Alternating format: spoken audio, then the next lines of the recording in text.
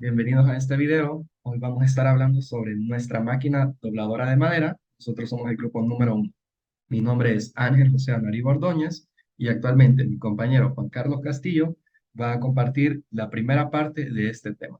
Bien, vamos a hablar acerca de los materiales que vamos a utilizar en la elaboración de nuestra máquina dobladora de láminas, y también va a servir para la parte de prensado y pegado con adhesivos. Bueno, los materiales principales van a ser la madera, en el caso de los moldes, el acero para construcción del que va a estar hecho todo el bastidor. Le llamamos acero para construcción porque es el nombre comercial que tienen las ferreterías.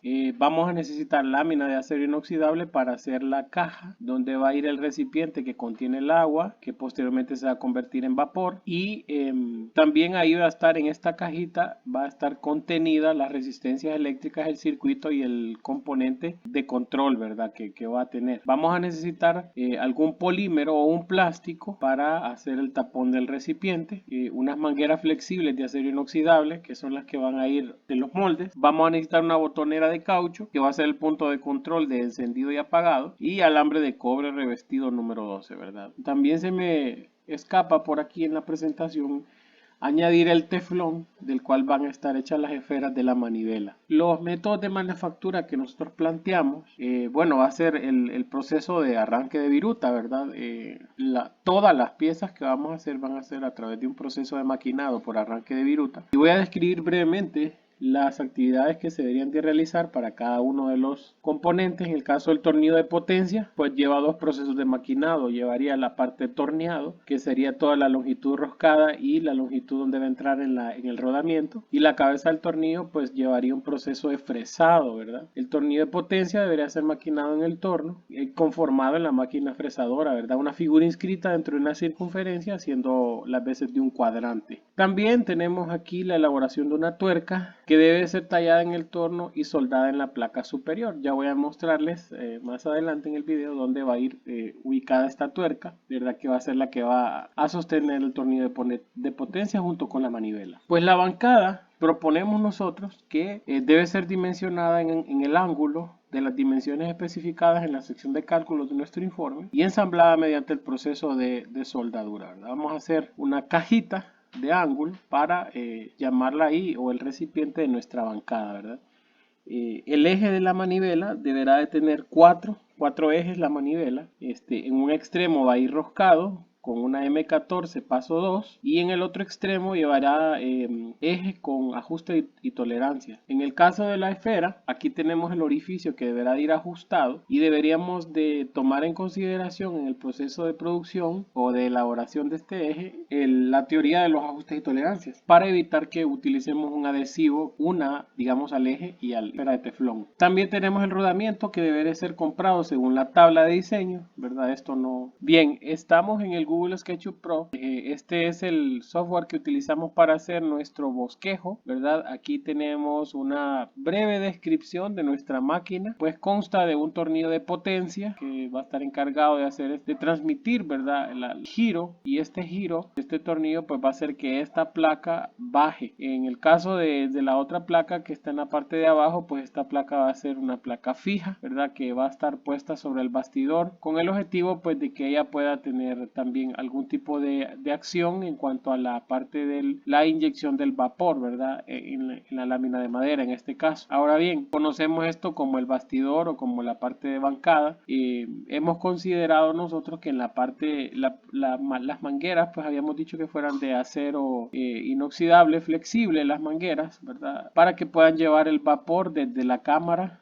¿verdad? Donde se va a comenzar a ebullir el agua. En la parte de abajo de esta caja, que la pensamos hacer de acero inoxidable, estaría todo lo que es la conexión eléctrica, ¿verdad? Todo lo que son las resistencias. Este sería el punto de control y este sería el tapón de llenado del recipiente, que contendría aproximadamente un litro y medio de agua. Bueno, estamos aquí en el SolidWorks, donde ya tenemos la mayoría de nuestros componentes diseñados. Como ustedes podrán ver, este ya es el bastidor como se vería, ¿verdad? En la vida real. Por aquí podemos acercarnos y ver que lo que tenemos aquí es una tuerca, ¿verdad? Que sostendrá el tornillo de potencia, ¿verdad? Por aquí ha de pasar la tuerca para elaboración del tornillo de potencia, que va a ir esto soldado a la base superior del bastidor. Esta sería la esfera, estas serían las esferas. De esta forma se vería ya el tornillo de potencia una vez terminado.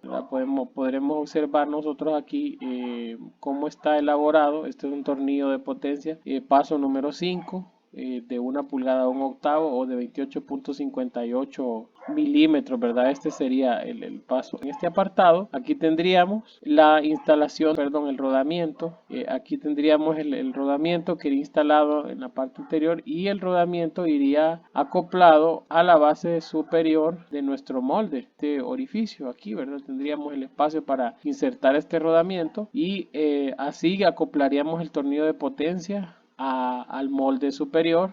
Como podemos ver, en el molde superior están las perforaciones de los agujeros por donde va a pasar el vapor, ¿verdad? Que ayudaría a curvar la lámina de la madera, ¿verdad? Entonces, para todo molde debe tener su negativo.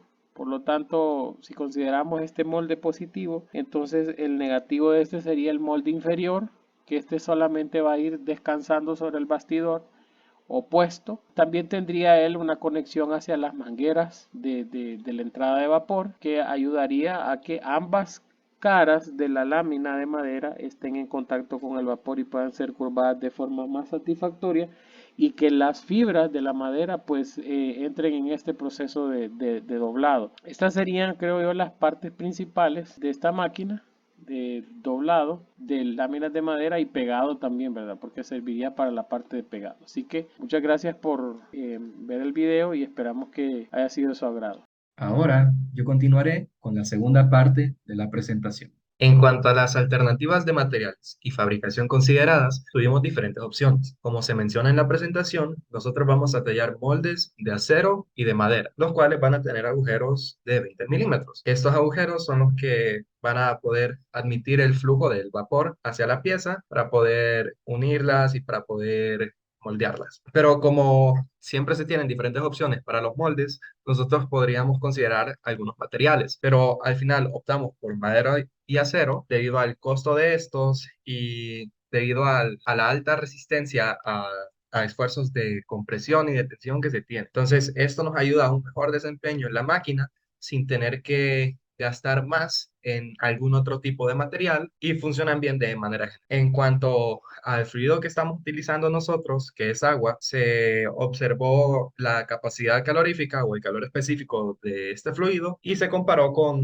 algunos materiales diferentes. Por ejemplo, nosotros sabemos que el calor específico del agua es muy alto. Entonces, aunque sí es cierto que se necesita más energía eléctrica para poder pasarlo de un líquido a un vapor, se va a necesitar menos vapor que si estamos trabajando con diferentes fluidos, por lo mismo que tiene un alto calor específico. Entonces, ese vapor va a poder transmitir una cantidad mayor de energía que si nosotros estuviéramos observando cualquier otro. En cuanto al bastidor, dijimos que podía ser de aluminio para que esto fuera una máquina más ligera, poco más fácil de cargar, pero esto aumenta bastante el precio. Entonces, por eso utilizamos acero. Incluso también cuando nosotros consideramos el volumen del depósito de agua, optamos finalmente por un volumen menor porque por la misma razón que el agua necesita mucha energía para poder calentarse y cambiar su fase, si tenemos un volumen demasiado grande, tendríamos que gastar demasiada energía eléctrica para poder transformar todo eso, para poder cambiar todo eso a vapor. Entonces, por eso tenemos un menor volumen de agua que necesita menos energía para poder hacer el proceso de cambio de fase. Luego también nosotros consideramos las resistencias eléctricas y basándonos en el voltaje para ver cuál era más óptimo, así para tener que gastar menos dinero en la compra de resistencias. Y en cuanto a los motores, estaba el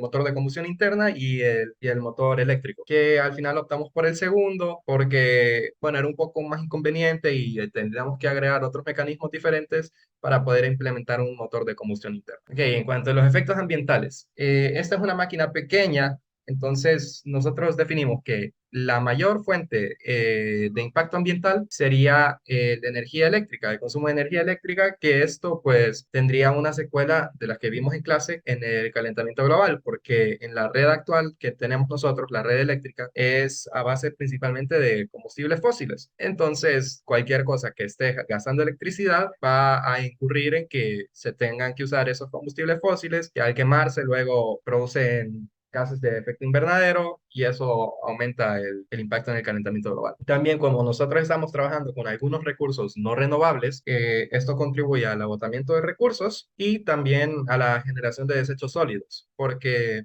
ya si, por ejemplo, alguna pequeña empresa ya no necesita esta máquina y la desecha, pues estos componentes van a tardar bastante en degradarse y en volver a ser parte del ambiente para poder ser utilizados de nuevo. Pero como nosotros hemos estado viendo en clase también, podemos observar en el ciclo de vida del producto, es posible incluso agarrar parte del acero que nosotros utilizamos para reutilizarlo, ya sea que se pueda fundir de nuevo y agarrarse como materia prima nueva o que se le pueda dar un nuevo propósito y entrar en un nuevo proceso de producción. Me gustaría destacar que este es un producto pequeño y sirve mucho para pues industrias pequeñas. Es algo accesible y en general es ventajoso y facilita algunas labores en el trabajo. Muchas gracias.